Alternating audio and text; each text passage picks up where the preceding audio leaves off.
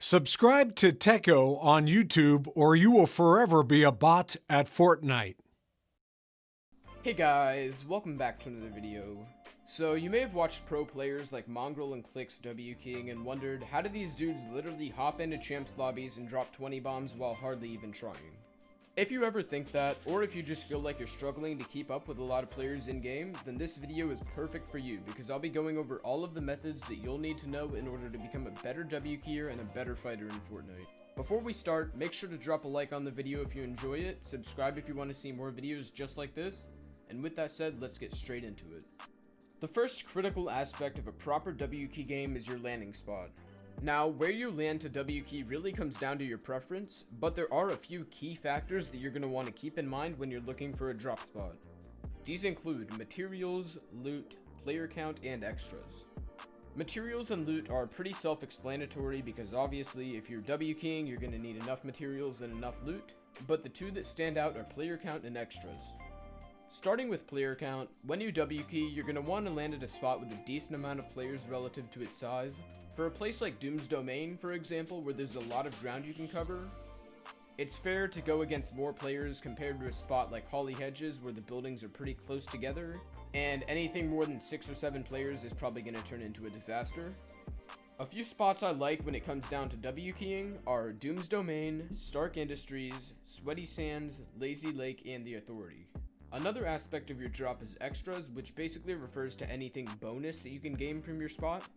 Things like rifts, cars, boats, fishing areas, and upgrade machines are a few examples of extras, and these are things you're going to benefit tremendously from when it comes down to wkeying, especially when it comes to mobility. So when you're wkeying, try to keep all these factors in mind while you determine your drop spot. The last thing I'd like to mention in terms of your drop spot is that I recommend figuring out a specific loot route for your early game so you know ahead of time where you're going to go and how you're actually going to get your loot. To set it up, simply head into Battle Lab and figure out an area of the map that you can comfortably land at and determine which route that you can take in order to find the best loot you can in the shortest amount of time possible. That way, you not only know ahead of time where you're going to go, but so you also have good loot and you're confident fighting when it comes down to it. Next up in this video, I want to cover the best loadouts that you can use to wkey as effectively as possible.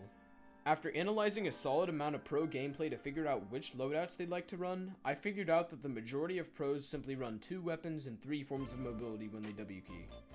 In this current meta, there's really no crazy fancy weapon that you're going to need to be carrying every single game except for your classic AR shotgun combo. Since so much more utility is in the game compared to past seasons in the form of more fish, shockwaves, crash pads, boogie bombs, chug splashes, and so much more, alongside all of the normal stuff we had before, it's no wonder why pros are carrying more utility and healing items than ever. In terms of what items to actually prioritize, I think that your goal should be to have either 2 heals and 1 utility or 2 utilities and 1 heal. An example of a loadout that I'd consider near perfect for wkeying is obviously an AR and pump, crash pads for rotation and box fighting, shockwave grenades for the same reasons, and then some sort of fast healing item like slurpfish or chug splashes. I personally prefer using 2 utility and 1 heal when I wkey since you get heals from other players anyway, but you can really have success either way. In terms of which shotgun to use, which I assume a lot of you guys are going to ask, I personally believe that the pump is the superior shotgun in all rarities, but I want to clarify that it all comes down to preference. So if you prefer the charge or if you prefer the combat, then don't be afraid to use them. Moving on from that, in this next section we're going to get into some habits and tips that you should know for your actual fights in game. These are things you might be missing which can help you win way more fights even against highly skilled players. And the first thing I'll be covering in this section is maintaining your aggression. Fighting in Fortnite is oftentimes a mental game, and the person who's more aggressive in the fight tends to come out on top if they're closely matched. With that said, what I recommend you guys do while you fight is to always be the one on the offensive side. Try to always be the player who's pushing your opponent instead of the other way around. This helps you get into your opponent's head early in the fight, and it makes it way easier to play out the fight with full confidence. Obviously, just like anything in Fortnite, there are some exceptions to this, but it should generally put you at a massive advantage. The second habit you're going to really want to build for wkeying is strong piece control. All piece control really means is placing build pieces to, you guessed it, gain control of the fight. A few simple examples of piece control plays are things like the Mongrel Classic, placing a floor and cone above somebody to edit on them, or even getting cones in your opponent's box to stop them from escaping or moving around. Practicing piece control is going to help you tremendously in fights, so try to find some techniques and build some muscle memory with them.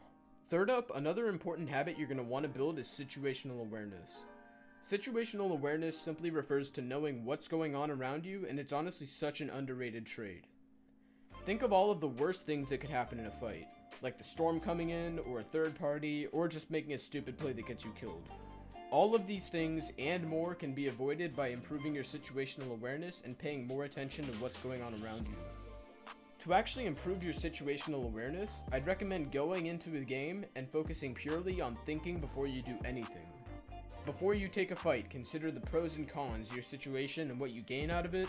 Before you make a rotation, figure out where the congested areas are and avoid them.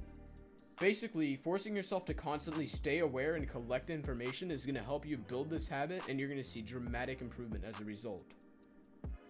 The improvement won't be instant, and you won't be a genius player in the first hour, but I guarantee that if you do it consistently, you're going to be shocked at how much your gameplay improves. Not only during wkey games, but pretty much everything you do in Fortnite. The last thing I want to cover in this video is some of the best methods that you should be doing to improve your fighting skill directly. Along with improving everything else we already talked about, one of the biggest factors when it comes to becoming a better wkeyer and winning more fights is to simply practice fighting. By far, the best method I recommend all of you start doing right now is simply wkeying everyone you can in Arena. Since Arena puts you up against people who are around your skill level, it's going to be the best form of practice for you, which you can do at pretty much any time. wkeying in Arena puts you against decently skilled players, and it's going to be much more helpful for improvement compared to things like build fights or an edit course. I guarantee that if you grind out Arena with the goal of wkeying, you're probably going to lose some points, but your improvement will be so much faster than if you played scared and just camped out the whole game for points. Alongside that, another option you have is to do some realistic 1v1s in creative if you want some pure one-on-one practice. This is obviously slightly less realistic than Arena is, but as long as you're going up against a skilled opponent, you'll see plenty of improvement by doing this as well. Speaking of that, if you need a place to find someone to 1v1, then feel free to check out my Discord server where we have chats that are meant for finding teammates. You can find it at discord.gg/Teckoh or the link in the description. Finally, mixing this with the other general practice methods like edit courses, aim maps, free building, grinding out techniques in your own world, and things of that nature will result in a balanced practice session, and I guarantee you'll be seeing improvement really quick.